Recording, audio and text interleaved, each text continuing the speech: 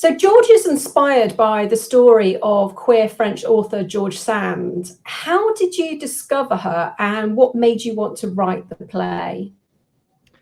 So I am French, and in France, Georges Sand is quite well known, but often in a very limited way. And something that I say repeatedly is that although she sold more books than Victor Hugo and Honoré de Balzac in her time, who are the men we remember today, she isn't nearly as well known today. So at school, I had only studied 2 of her works, and they were much later works. She was kind of in her 50s at the time. But what I did know, so, I wasn't too drawn to her literary work, but what I did know was that she dressed as a man, that she used a male pen name, and that she had many lovers, allegedly.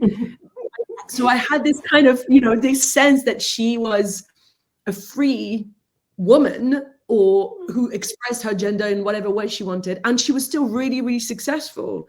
So for 19th century France, I thought there was always something quite intriguing to me, but I didn't really pay attention to that for quite a while. So I think really in 2019, this kind of, as I was really exploring my own queerness and craving for figures not only to study but also to potentially embody as an actor, I kind of re-stumbled upon her, and then her inherent queerness, and I started reading more and more about her. And then in the summer of 2021, I read her autobiography and a biography of her, and I thought, wow, this queerness and her doing whatever she wanted, and still being famous in spite of all the press slandering she had, and in spite of all that was said about her, and she still fought for equality. She went against the norms, and she was still extremely successful. So not only in what she represented, but also in what she was saying, I thought, wow, she really has something to say to our time. I need to write about her. And also as an actor, I thought, how amazing would that be to play her? So both at the same time. She sounds like an absolutely fascinating character. And you mentioned there about playing her. Now, obviously, you've written the play, you perform in it. How does being the playwright inform your performance process, particularly as George in the play is a writer? Yeah, that is such a good question. I think it hit me in waves as well. I thought, oh, she's not just a character, she's a writer, and she is a writer writing, and I am writing and acting. So it just kind of brought me back to the beginning of when I started writing about the play. I really had this image of 3 circles. There was really my world, was Leah the writer, and her world, George Sand's the writer, and the work that she is writing in George the play, her play Gabriel.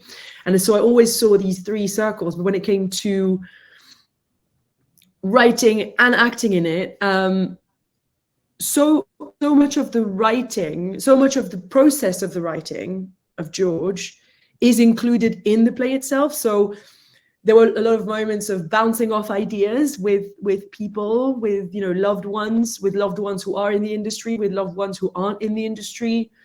We had panels, so we don't have panels in the play, but there is a lot of that kind of brainstorming process, addressing ideas, exploring. There is also some getting up in the middle of the night to write, and also not commanding inspiration, having things come at you from the outside. So you have kind of like this movement of the outside coming in, but then also the tunnel vision for something that you end up being so incredibly passionate about. I think I really found that, and I've experienced, and I know what it feels like, to hold on to what you believe in, and you might have felt that as a journalist as well.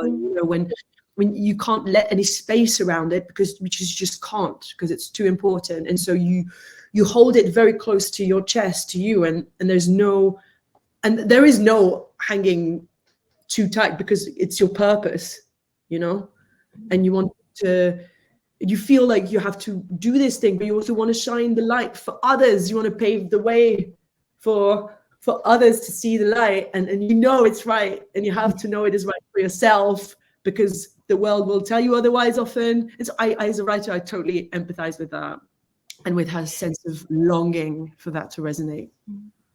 Now, you mentioned obviously her writing and her novels, but she's probably not so well known in the theatre world, particularly the theatre world here in the UK. Do you think theatre is getting better at telling LGBTQ plus stories? Yes. There's definitely more representation and more will to visibilize, if you can say that. I'm having a Frenchism, to make visible the LGBTQIA plus community nowadays. But I feel like it's often more present in the fringe side of theatre.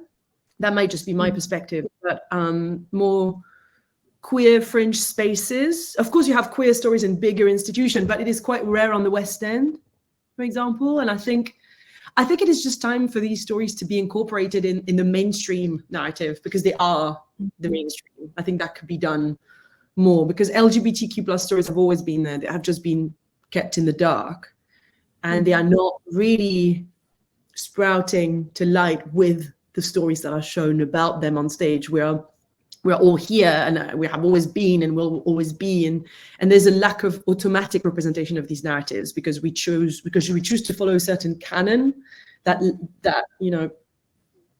doesn't represent those narratives. And so yes, sometimes I see exciting productions that incorporate that queerness in the representation of those elements of the canons, and I think, oh, that's exciting. That I wish I could see more. I think we're getting there, but I wish it could become more just as normal as it is in the outside world. So, and this is probably slightly mean question, but you write, you perform, and you make theatre. If you had to choose to only do one of those, which would you choose? Between writing and acting? Yeah. Between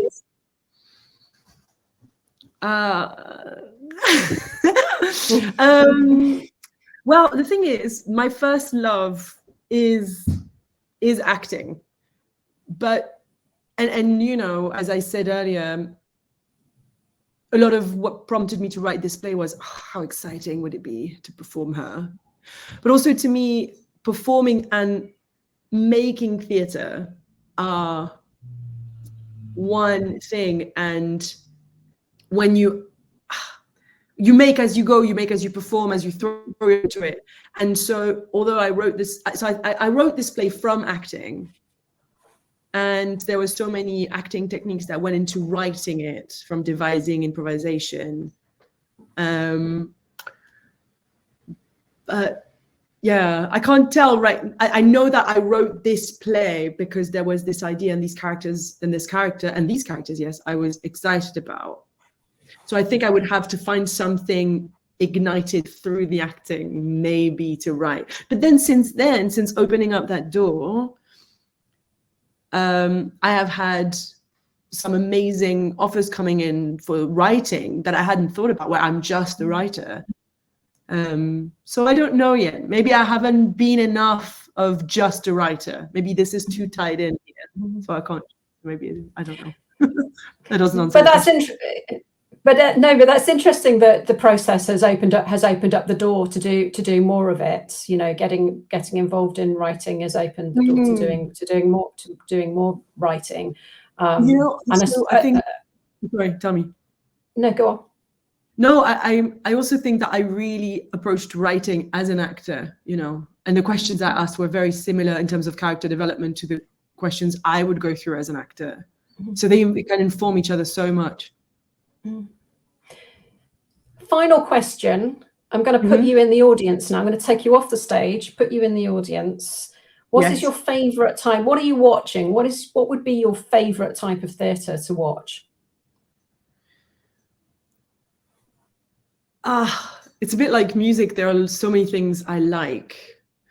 In terms of style, you know, I love a comedy, I love drama, I love classical plays, I love new writing, cabaret plays. But I think at the heart of it, I feel I just want to watch something that feels important and that feels truthful. Even in cabaret, even if what is the silliest of shows, there's always this little grain of something that makes you go, oh, you know, you said that you were on the audience side a lot, and you feel it when you have that little opening. And that does not necessarily mean that what you watch has to be realistic, but it means, I think there's something that happens when you see performers really genuinely connect, because then you connect with them. And to me, that's what theatre is about. You know, you connect to, as an actor, to oneself, to one's character, and to your company, and then you invite the audience to do the same and to connect to the humanity. And to me, the theatre I love to watch is the theatre that manages to do that.